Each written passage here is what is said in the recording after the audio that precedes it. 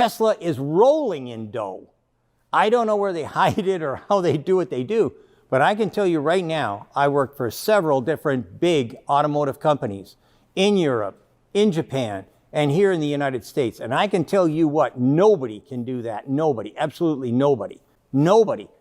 $600, remember I told you a second ago, $600 is what you pay for marketing of a car, and they don't have to do it. So when you look at gross margins for a normal car, you basically say, I started with, let's say somebody out there has got 30%, which they don't, 30% margin, you'd whack it, and you'd wind up at the end of the day with about 3 or 4% net profit. How much does Tesla make in net profit? Take a wild guess. If you're less than 20%, you're a fool. You don't know what you're talking about. That's the starting point. Now you go on top of it. So when I said that Tesla could cut their profits in half and still make more money than any car company on the planet, I am not kidding you. We truly do know what things cost. And a lot of people will essentially talk based off of a napkin. Yes. Anybody who's ever seen Pet Detective, I wanted to do it all by myself when he started talking about talking through your and but they won't let me do that here. Apparently it's degrading and the woke people will get all upset and stuff like that. So I'm not going to do that. I'm not going to do the talking through my thing. But if you go to Jim Carrey, who's, kind of like a Hollywood guy, and you go to Pet Detective and you go and see him, he talks through his and that is precisely what I'm getting when I see people, the last one, I could not delete the email fast enough. I can't believe that people can be so incredibly stupid and they're the ones who are telling the market what to do. What, are you kidding me? Are you joking? This is the best move that Tesla could possibly make. They will annihilate their competition because their cars are cheaper than anybody else can make them. And now they're cheaper than that. How is anybody going to be able to compete? So here's the thing. Anytime you've got a truck, you're going to pay more money. And there's way more profit in it. If you don't think for a second that Ford's move to electrify the F-150 wasn't the most brilliant move by any automotive company apart from Tesla, any company in the world, you're out of your mind. Ford made a genius move with the F-150. Genius. And I can tell you for sure that they are moving faster on electrification than any of the other OEMs that we know of. None of them are coming out as fast with as many different versions as they possibly can. These guys they're survivor. Tesla will clobber everybody except for the Chinese. The only reason there is that even though they've reduced their costs and whatnot, there is a stigma that was created by our own government, and now Americans are losing favor in the eyes of other parts of the world, China being the one in particular. So they're probably not going to be able to eclipse them. But remember, Tesla is running at a 40-second station time. That is phenomenal. Nobody in the U.S., none that I know of. Yeah. Everybody goes to about 60, and that's about it. They're doing 40 seconds. Every 40 seconds, another car is coming off the line. Nobody's got that. I believe that that's why they're talking to Indonesia. Was kind of hoping that they'd go to Canada, but Indonesia makes a lot of sense as well. They'll be able to dump into the rest of the Asian world, as it were. It'll be a little less expensive there. Just a few years back, Elon Musk was in a pile of debt, and he went under in a bid to buy Twitter, now X. And while it seemed like a strategic move at the time, things weren't exactly looking all sunshine and rainbows for how to pay it all back. And apparently things just got even bumpier. But that's not even the problem. Where it becomes alarming is that Tesla investors who've been banking on the automaker's long-term success may have to take the fall for it. Time we take a look at Tesla, which is at 176. The high over 52 weeks was basically just under $300. It was $299 and change. And when you say what's hot and Nvidia, Are EVs hot anymore? The trend of EVs coupled with intense competition for Tesla. What do you think here? Because this name, let me see, year to date, down 28%. Down 28% after being up 100% last year, but still lagging because it never really made those all-time highs, making back those losses from 2022. So with Tesla, it's getting looked at more like a car company. And when you think car companies, you think Ford, GM, these have been boring stocks that have kind of been stagnant. The real investor, the people that follow Elon Musk, they know him as a visionary and look at the technology behind it and traded it like an AI play. That story has changed because they haven't been delivering. They haven't had the next big thing for Tesla. And then people are concerned. Is Elon Musk worried about too many other things? Is he worried about X? Is he worried about the boring company? Is he worried about space? I would never bet against Elon Musk, but right now Tesla has been, it's been missing the ball. It's been dropping the ball, and shareholders are just, they're getting out and they're waiting to see when the next opportunity would be to buy, and it just hasn't arisen in the last few months. Yeah, today's Thursday. Week to date, Tesla's down almost 13%. Yeah. I mean, that's a lot.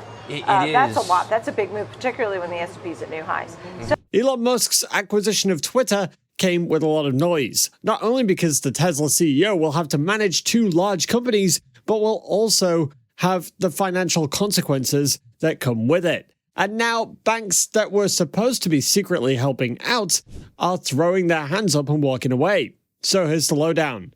In talks that faltered earlier this year, certain banks and Musk's team explored options to strengthen Twitter's debt package. The parties discussed options that could reduce the cost of the debt and make it a bit less risky for banks to hold.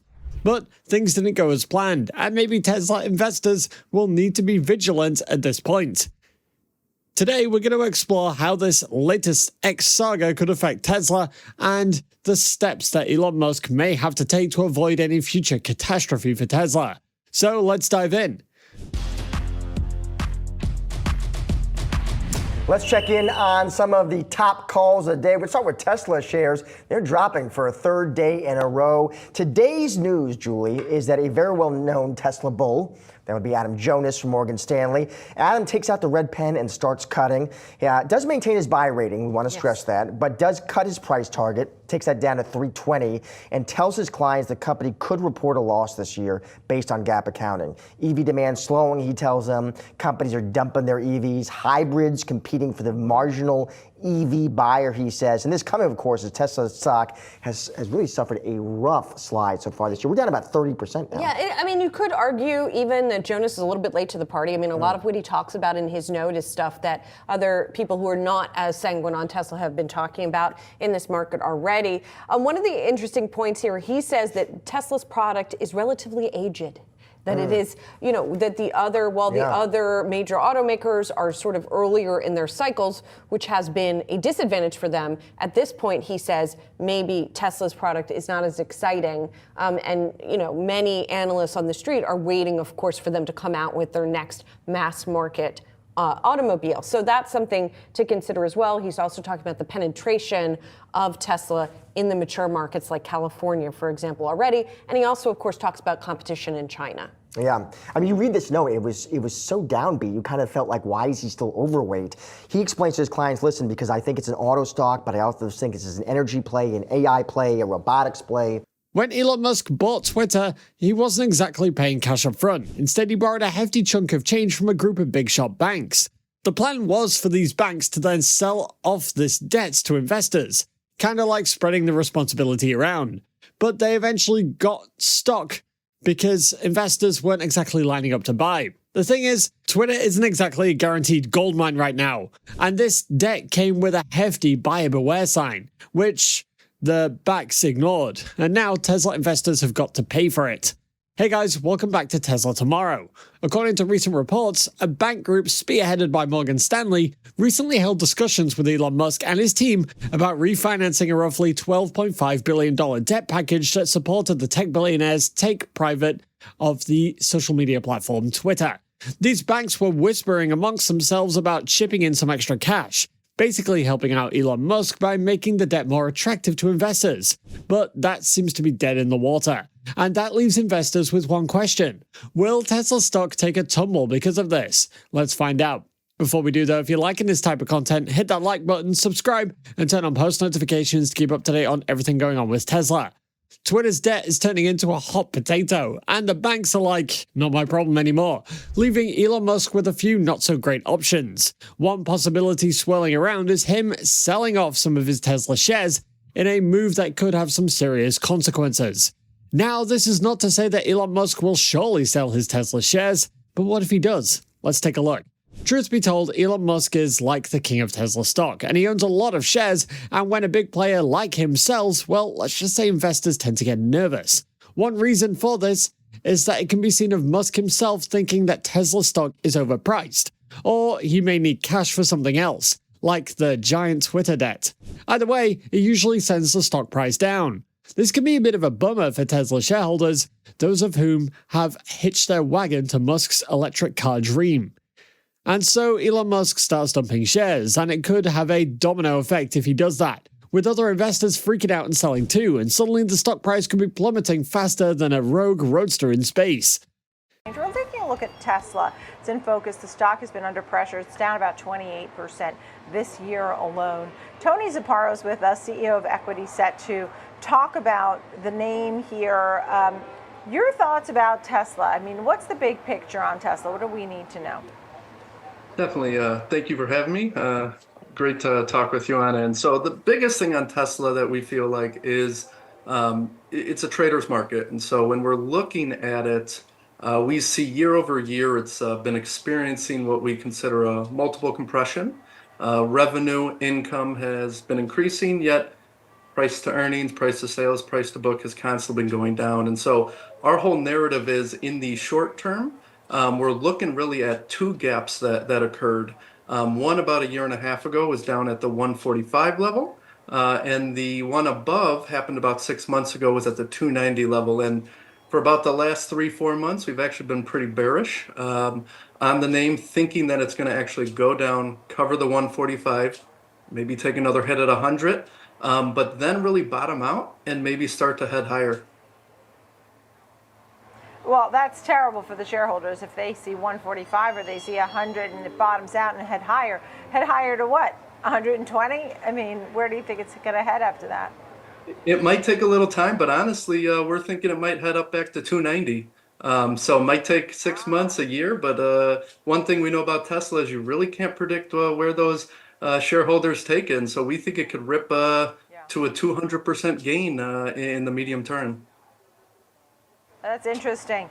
You know, to your point on that, you know, Adam Jonas over at Morgan Stanley, who came out today, and he put a target on this one. I think it was 320 from 345, but kept his overweight rating and sort of really valued Tesla not as a car company. I think only 1/5 of it was actually based on autos, and just looking at Tesla as something else. And what do you think of that?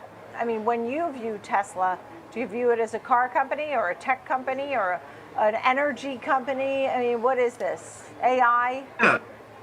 And I think it's a little bit of both, and it's transitioning from being known, right, generating a lot of its profits from being a car company. And as we know, the last couple years, really 3 years ago, a lot of stories came out about how they're going to face tighter margins, right, competition in the marketplace. And that's really what we feel has been priced in and why it's taken such a hit. But exactly like the analyst at Morgan Stanley was talking about, it's got licensing, it's got so much potential in the technology space and in the infrastructure space that we think that that's where that transition and bottoming out is going to happen. And then people are going to jump on the bandwagon again, realizing that it can grow and it can push up margins that have been so depressed lately.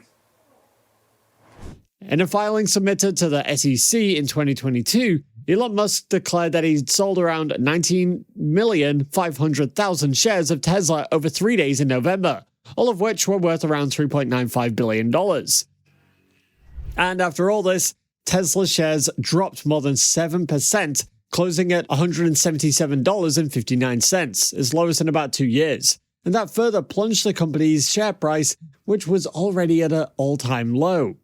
Tesla's share price also slipped following the disclosure of another Tesla stock share from the CEO Elon Musk, causing the company's shares to be down nearly 49% year to date. And that sale comes only a few days after Elon Musk closed his deal to buy Twitter for about $44 billion. Following on from this news, several analysts like Wedbush analyst Dan Ives stated their dissatisfaction with the move by Musk, and according to him, Musk had essentially tarnished Tesla's stock story and started to potentially impact Tesla's brand with the ongoing Twitter deal. To this effect, Tesla stock was removed from his best idea list, with Ives citing the overhang from Musk's entanglement with Twitter, something he described as a dark comedy show with Twitter. But that's not all. Dan Ives also said that Musk's focus has shifted from Tesla to Twitter, and this has ultimately caused fear that the Tesla and Twitter controversy will start to negatively affect the Tesla brand globally. Ives believed that while Elon Musk was gradually shifting Tesla from its massive position of strength and had managed to do what the bears had unsuccessfully tried for years, which is crushing Tesla's stock by his own doing, it is something to keep an eye on. Note that while Dan Ives is sticking with his outperform rating on Tesla, he has lowered his price target to $250 from $300 to reflect the overhang, while emphasizing the huge impact of Musk's actions on Twitter. Well, after months of legal drama, Elon Musk is now proposing to proceed with the purchase of Twitter at $54.20 a share. Its stock is now closer to that value, but banks could be on the losing end of the deal. Yahoo Finance's Inez Ferre has that story. She's been crunching the numbers for us. Inez, what do we see? Yeah, Kiko, and really holding debt is riskier now in this tighter monetary environment. So back in April, in the spring, the banks had several banks committed to lending as part of this deal with Twitter. So Musk would be putting in part of the money for the Twitter deal, and then up to $13 billion would be coming from the banks, the likes of Morgan Stanley, Barclays, Bank of America. So they signed commitment letters to fund part of this deal. And the intention was really to sell that debt to institutional investors. But that's when interest rates were lower. And a lot has changed since then. The Fed has been hiking rates. So it's a different scenario. It's harder to unload that debt. And so banks are likely going to have to offer a discount on that debt. Investors have been really reluctant to take on risky debt, especially in this environment, an environment of slowing economies. And so the banks have their backs against the wall, basically. They're committed to funding this deal. But of course, also shows you an overall example of the corporate debt market. Twitter has also been described as a money pit. And during the purchase, several analysts had suggested for Musk to have others with social media backgrounds focus on the platform, while he focuses on Tesla and SpaceX, and also help with strategies to monetize the platform and keep advertisers. Some even said that the Twitter deal was one of the most overpaid in the tech sector's history, and so Elon Musk paying so much for the platform had so many investors and analysts seriously skeptical about the move. Also, aside from Dan Ives, several other analysts have also stated displeasure with Musk's purchase, like managing partner at the Future Fund Gary Black saying to Dan Ives' tweet about Musk's investment that he had, for the past 6 months, warned about the takeover. He also added that Musk's skill set is not suited to running Twitter, since the platform does not deal with engineering or production issues, but rather with growing and ads.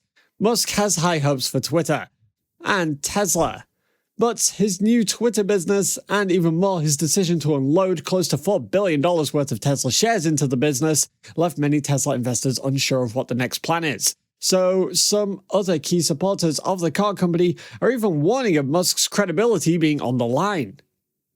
After Musk sold Tesla shares for Twitter, there was a lingering fear he was dumping stock, and this further heightened his claim that the Twitter deal was a never-ending albatross, which Tesla shareholders had clearly around their collective neck. Your thoughts about Elon Musk in particular? Is he the visionary, or is he sort of this uncertain problem? How do you view him? Yeah, it doesn't help. It helps our bear case lately, all the distractions of the whole Twitter story and now suing OpenAI. And so I do believe that he is a visionary, but that's where a lot of it is.